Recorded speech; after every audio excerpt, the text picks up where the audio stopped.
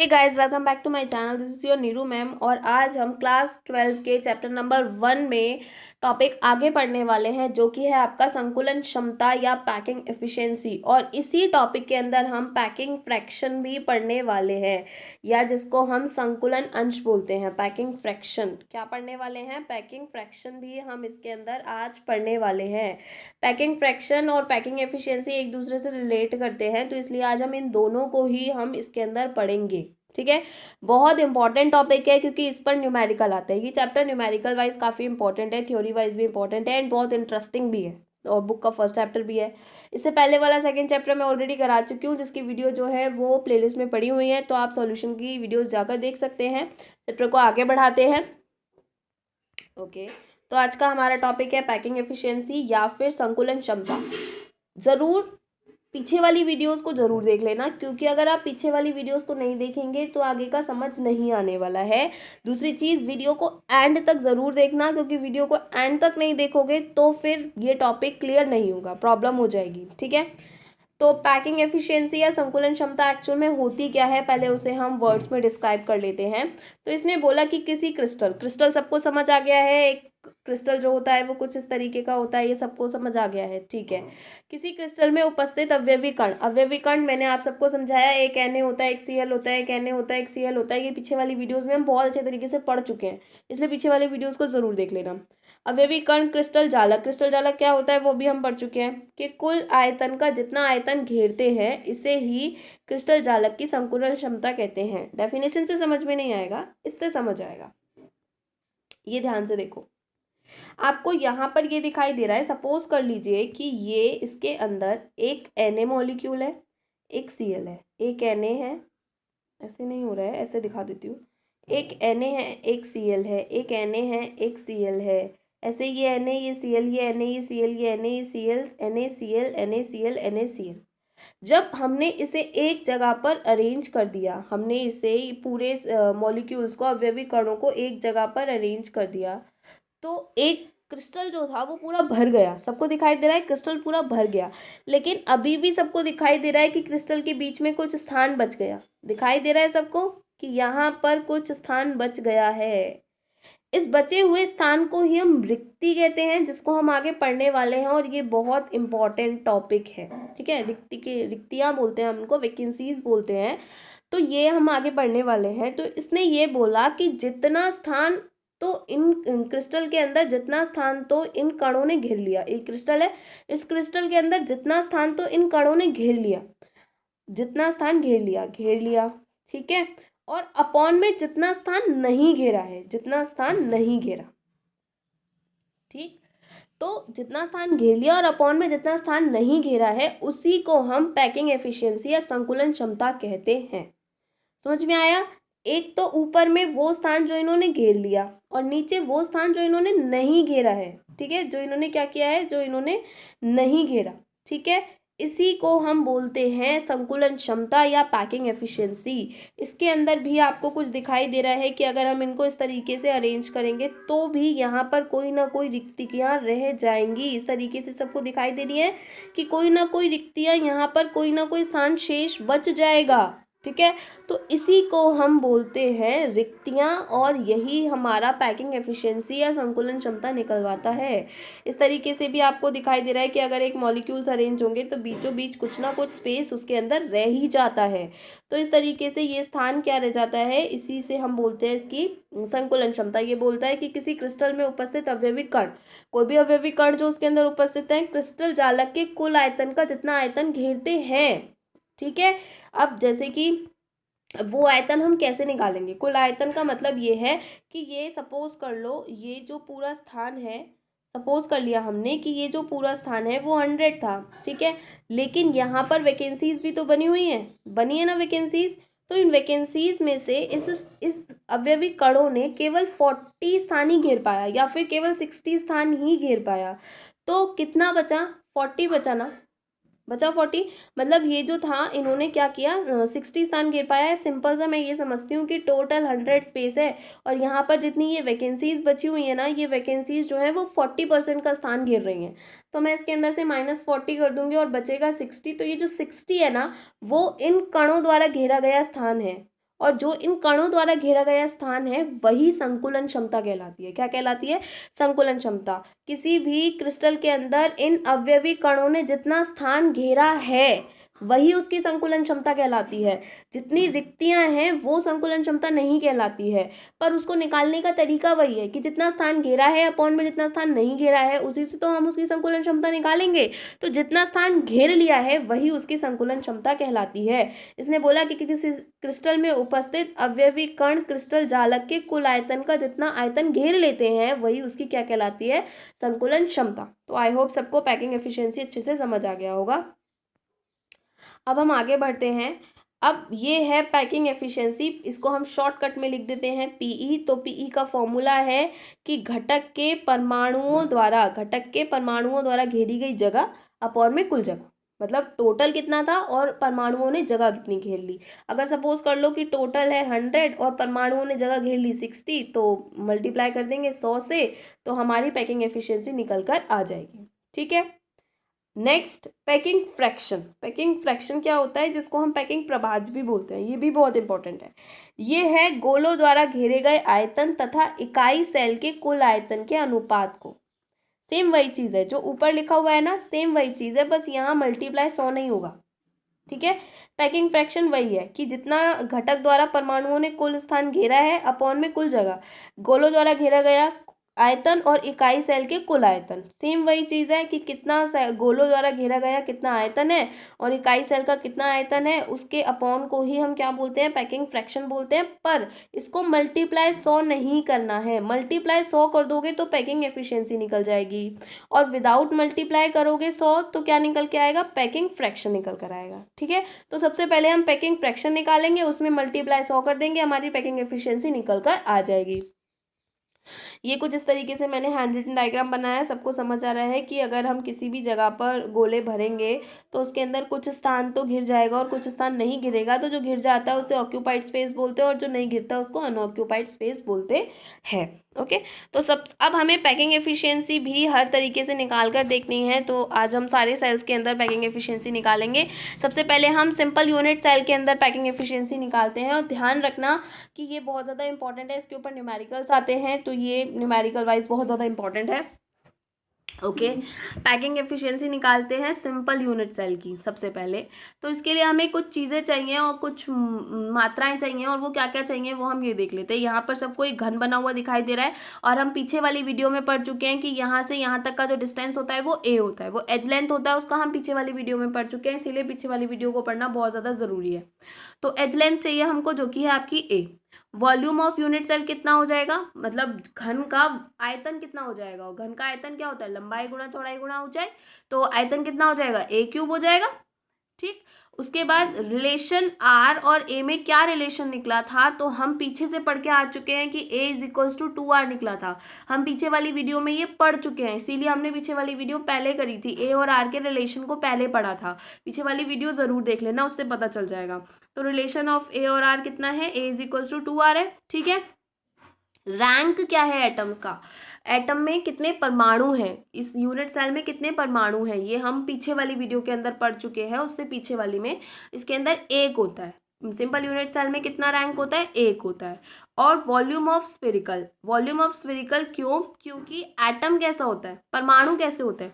परमाणु गोलाकार होते हैं। सबको पता है कि एटम कैसे होते हैं? स्फेरिकल होते हैं, परमाणु गोलाकार होते हैं। और एक गोलाकार का आयतन कितना होता है? 4/3 पाई आर क्यूब। ये सबको मैथमेटिकली पता है, इसमें कुछ बायो और मैथ्स जैसा कोई इशू नहीं है। बस एक जो गोलाकार होता है, एक जो स्फेरिकल होता है, उसका वॉल्यूम जो होता है वो होता है 4/3 पाई आर क्यूब। ये एक डेफिनेट वैल्यू है, इसके लिए कोई ऐसा इशू वाली बात नहीं है। ठीक है। बस अब पैकिंग फ्रैक्शन के फॉर्मूले में हमें इसे पुट कर देना। पैकिंग फ्रैक्शन का फॉर्मूला था इकाई सेल में गोलों द्वारा घेरा गया आयतन। इकाई सेल में गोलों द्वारा घेरा गया आयतन और इकाई सेल का कुल आयतन। तो इकाई सेल में गोलों द्वारा घेरा गया आयतन मतलब गोले, और मल्टीप्लाई में उनका जितना भी आयतन था। तो गोले तो थे हमारे पास, मतलब परमाणु, गोले का मतलब है परमाणु। तो परमाणु है हमारे पास एक, और परमाणुओं का आयतन कितना है? 4/3 पाई आर क्यूब। क्योंकि गोलों का आयतन तो यही है, गोले है एक और गोलों का आयतन है ये, ठीक है। अपॉन में क्या बोला उसने, इकाई सेल का कुल आयतन, और इकाई सेल का कुल आयतन क्या निकला था, वॉल्यूम ऑफ यूनिट सेल क्या निकला था, ए क्यूब, तो हमने अपॉन में ए क्यूब रख दिया। ठीक, ये सबको समझ में आ रहा है। एच लेंथ क्या होती है, किनारे की लंबाई, नीचे मैंने एक्सप्लेन कर रखा है। अब ये इस तरीके से आप सबको दिखाई दे रहा है कि यहाँ पर पैकिंग फ्रैक्शन जो है वो उसका फॉर्मूले में हमने पुट करके ये निकाला। अब अगर हम इस वैल्यू को एक से मल्टीप्लाई करेंगे तो ऑब्वियसली यही वैल्यू निकल कर आएगी। और ए क्यूब है, ए का रिलेशन क्या निकला था यहाँ पर, ए बराबर क्या निकला था, 2r निकला था। यहाँ पर ए बराबर 2r ही तो दे रखा है, तो ए की जगह पर क्या रख सकते हैं हम, 2r रख सकते हैं। तो इस तरीके से यहाँ हमने इसको थोड़ा सा सॉल्यूशन कर लिया इसका, दैट कि यहाँ पर ये जो है ये हो गया आपका 4/3 पाई आर क्यूब, और ए की जगह पे हमने 2r क्यूब रख दिया, और ये कुछ इस तरीके से हो गया। ओके, इसके बाद हम इसे सॉल्व करेंगे। सॉल्व हम कैसे करेंगे कि आपको दिखाई दे रहा है कि 4 में चला जाएगा 3, ठीक है। उसके बाद मल्टीप्लाई पाई तो हो ही जाएगा, मल्टीप्लाई आर क्यूब भी हो जाएगा, ठीक है। उसके बाद नीचे क्या आएगा, अब नीचे इसे खोलोगे तो खोलने पर 2 का क्यूब कितना आएगा, 2 का क्यूब आएगा 8, और आर का क्यूब ही रहेगा, अपॉन में ये है ही है, आर क्यूब से आर क्यूब कट जाएगा, ठीक है। 4 एकम 4, 4 दूनी 8 भी कट जाएगा, ठीक है। तो आपके पास क्या बचेगा, आपके पास बचेगा यहाँ पर ऊपर बचेगा पाई और नीचे बचेगा 3 दूनी 6, यही बचेगा। यहाँ पर क्या बचेगा, पाई, और यहाँ पर बचेगा 3 दूनी 6, ठीक है। पाई की वैल्यू होती है 3.14, तो यहाँ पर मैंने पैकिंग फ्रैक्शन निकालने के लिए पाई की वैल्यू रख दी 3.14/6 रख दिया, इससे इसको डिवाइड कर दिया और वैल्यू आ गई मेरे पास 0.52। इतना आप कर सकते हैं, डिवाइड कर लीजिएगा। अब मेरे पास क्या निकल कर आ गया, पैकिंग फ्रैक्शन निकल कर आ गया। और पैकिंग एफिशिएंसी निकालने का फॉर्मूला क्या था, सिर्फ पैकिंग फ्रैक्शन में मल्टीप्लाई 100 करना है। तो मैंने पैकिंग फ्रैक्शन में मल्टीप्लाई 100 कर लिया, मेरी पैकिंग एफिशिएंसी या संकुलन क्षमता निकल कर आ गई, जो कि है 52%। अब पैकिंग एफिशिएंसी क्या थी, पैकिंग एफिशिएंसी थी कि परमाणुओं ने कितना स्थान घेरा है, यही थी हमारी पैकिंग एफिशिएंसी। क्या थी कि ये परमाणु जो है इन्होंने कितना स्थान घेर लिया है, ये हमारी पैकिंग एफिशिएंसी है। तो अगर हमें परमाणुओं से घिरा हुआ स्थान पता चल गया तो हमें ये भी पता चल जाएगा कि बाकी बचा हुआ खाली स्थान कितना है, ये पता चल जाएगा। कैसे पता चल जाएगा कि टोटल में से अगर हमें ये पता चल गया कि इन परमाणुओं ने कितना स्थान घेरा था, तो अगर हम उसे माइनस कर देंगे तो हमारे पास खाली बचा हुआ स्थान आ जाएगा। तो उस खाली बचे हुए स्थान को एम्प्टी स्पेस या फिर वॉइड्स कहते हैं। जो मैंने अभी आपको रिक्तियां बोली हिंदी में, उन्हें हम क्या कहते हैं, वॉइड्स। तो वो वॉइड्स हम कैसे निकाल सकते हैं, हमारे पास ये एक बार दोबारा डायग्राम से समझते हैं। देखो यहाँ पर ये जो जगह है, ये जगह इन परमाणुओं ने घेरी हुई है, ठीक है। पर इनके बीच में कुछ खाली स्थान है ना, वो खाली स्थान पैकिंग एफिशिएंसी नहीं है, ठीक है। इन परमाणुओं ने कितना स्थान घेरा है, वो पैकिंग एफिशिएंसी है। ये खाली स्थान क्या है, ये खाली स्थान है वॉइड्स या फिर रिक्तियां। तो अगर हमें इन परमाणुओं द्वारा घेरा हुआ स्थान पता चल जाएगा तो हम उसे 100 में से माइनस कर कर इन रिक्तियों वाला या फिर ये वॉइड वाला स्थान भी पता कर सकते हैं। तो वही हमने यहाँ पर किया है। हमें जब पता चल गया कि जो सिंपल सेल था उसका पैकिंग फ्रैक्शन 0.52 आया था, पैकिंग एफिशिएंसी के लिए हमने उसे मल्टीप्लाई 100 कर दिया, 52% आ गया। अब वॉइड्स या एम्प्टी स्पेस निकालने के लिए हम इस 52 को 100 में से माइनस कर देंगे तो हमारे पास 48% वॉइड्स भी आ जाएंगी। इसके ऊपर इस चीज़ के ऊपर सीधा सीधा न्यूमेरिकल्स आते हैं या फिर सीधा सीधा ऑब्जेक्टिव क्वेश्चंस आते हैं, जिसमें आपको ये दिया होगा कि सिंपल प्रिमिटिव सेल के लिए वॉइड्स कितनी होती हैं सिंपल प्रिमिटिव सेल में, या फिर उसकी पैकिंग एफिशिएंसी कितनी होती है, या फिर उसका पैकिंग फ्रैक्शन कितना होता है। ये सीधा सीधा एक ऑब्जेक्टिव में क्वेश्चन आ जाता है आपका, ठीक है। जिसमें आपको 3 ऑप्शंस दिए होंगे और उसमें से आपको चूज करना होगा कि आपका राइट क्या है, ठीक है। ये हो गया आपका simple primitive cell. I hope सबको समझ आया होगा। अब आगे पढ़ते हैं, नेक्स्ट हम पढ़ने वाले हैं बीसीसी के लिए। सेम हमको चीज़ें चाहिए, एज लेंथ चाहिए, एज लेंथ होगी ए, ऑफ कोर्स ए ही होती है। Volume of unit cell same चलेगा, ए क्यूब आएगा। उसके बाद relation of r and a, ये नहीं है रिलेशन ऑफ आर ए, ये है इसका 4r/√3। ये भी पीछे वाली वीडियो में हम पढ़ चुके हैं, तो वहाँ से चेक कर लीजिएगा। रैंक ऑफ एटम, तो बीसीसी के लिए एटम होते हैं 2, ये हम पीछे वाली वीडियो में पढ़ चुके हैं। वॉल्यूम ऑफ स्फेरिकल सब में सेम चलेगा, ठीक है। फॉर्मूले में पुट कर दिया। परमाणु कितने हैं, परमाणु हैं 2, आयतन कितना है गोले का, आयतन है गोले का 4/3 पाई आर क्यूब, और अपॉन में कितना आ गया a क्यूब। अब इनकी जगह पे इनकी वैल्यूज पुट कर दीजिए। तो a की वैल्यू यहाँ पर क्या दे रखी है, a की वैल्यू यहाँ पर दे रखी है आपको ये 4r/√3। तो यहाँ पर इन्होंने 4r/√3 कर दिया, और इसका भी क्या हो गया क्यूब। अब अगर हम इसे सॉल्व करेंगे तो थोड़ा सा सॉल्व करना देखिए। तो यहाँ पर 2 × 4 क्या हो जाएगा 8, तो यहाँ पर आ गया 8। ठीक है, 3 अपॉन में पहुंच जाएगा, 3 यहाँ पहुंच जाएगा, तो 3 यहाँ पहुंच गया। उसके बाद ये आ गया आपका पाई, मल्टीप्लाई में आपका आ गया आर क्यूब। अब ये सब कहाँ से आया वो भी मैं बताती हूँ। अब नीचे की बात करो, नीचे जब इसको खोलोगे तो खोलने पर पूरे पे क्यूब चढ़ा हुआ है, तो 4 का क्यूब आ जाएगा। तो मैंने 3 बार 4 लिख दिया, मैंने बहुत सिंपल तरीके से सॉल्व करने की कोशिश की है इसको। यहाँ पर आर का क्यूब आ जाएगा, आर का क्यूब ये लिखा हुआ है। अंडर रूट जो भी नीचे वैल्यू होती है, अपॉन के भी नीचे वैल्यू जाती है तो वो ऊपर पहुंच जाती है, तो इसलिए अंडर रूट 3 यहाँ पर 3 बार पहुंच गया। इस तरीके से ये सॉल्व हो गया। ठीक है, अब इतना सबको समझ आ गया होगा आई होप। ठीक, अब आगे बढ़ते हैं। अब होगा क्या, अब होगा ये कि पाई क्यूब से पाई क्यूब कट जाएगा। ठीक, उसके बाद 3 से 2√3 कट जाएंगे। क्यों कट जाएंगे, क्योंकि under root three is equals to होता है 3। ठीक है, 2√3 क्या हो जाते हैं 3। तो 1√3 से 2√3 कट जाएंगे, और उसके बाद 4 एकम 4, 4 दूनी 8 कट जाएगा, और 2 एकम 2 और 2 दूनी 4 कट जाएगा। तो मेरे पास ऊपर क्या बचेगा, और ये आर क्यूब से आर क्यूब कट जाएगा, तो मेरे पास ऊपर बचेगा पाई अंडर रूट क्यूब, और नीचे मेरे पास बचेगा 2 और 4। एक 2 बचेगा और एक 4 बचेगा। आगे देखती हूँ मैंने क्या किया है। मैंने सेम वही किया है कि मैंने ये यहाँ पर 8 से 4 को कट कर दिया, और फिर 2 से 4 कट कर दिया। उसके बाद मैंने 3 से 2√3 क्यूब माइनस कर दिया, और उसके बाद मैंने आर क्यूब से आर क्यूब माइनस कर दिया। और यहाँ मैंने साइड में मेंशन भी किया है कि ये under root multiply under root जो होता है वो 3 के बराबर होता है। तो मेरे पास जो ऊपर बचा वो बचा पाई, और एक अंडर रूट 3 बचा, और मेरे पास बचा 2 × 4 8 बचा। ठीक है, पाई की वैल्यू मैंने पुट कर दी, पाई की वैल्यू होती है 3.14, और अंडर रूट 3 कर दिया, और अपॉन में 8 कर दिया। सॉल्व करके मेरे पास आ जाएगा 0.68। ये क्या निकल कर आया, ये हमारे पास निकल कर आया है पैकिंग फ्रैक्शन। क्या निकल कर आया है, पैकिंग फ्रैक्शन। पैकिंग फ्रैक्शन हमारे पास निकल कर आया है 0.68। अब पैकिंग एफिशिएंसी निकालने के लिए मल्टीप्लाई बाय 100 कर देंगे, तो मल्टीप्लाई 100 करके ये कितना आ गया 68%। वॉइड्स निकालने के लिए माइनस कर देंगे 100 से, कितनी आ गई वॉइड्स 32%। तो इस तरीके से आपको बीसीसी में पता चल गया कि बीसीसी का पैकिंग फ्रैक्शन होता है 0.68, बीसीसी की पैकिंग एफिशिएंसी होती है 68%, बीसीसी की वॉइड्स होती हैं 32%। ठीक है, वॉइड्स क्या होती हैं, खाली स्थान, पैकिंग एफिशिएंसी क्या है, भरा हुआ स्थान। ठीक है, ये इसके अंदर आपको समझ में आ रहा है कि ये जो ऑक्यूपाइड स्पेस है वो है पैकिंग एफिशिएंसी, और जो अनऑक्यूपाइड स्पेस है वो क्या है, वॉइड्स।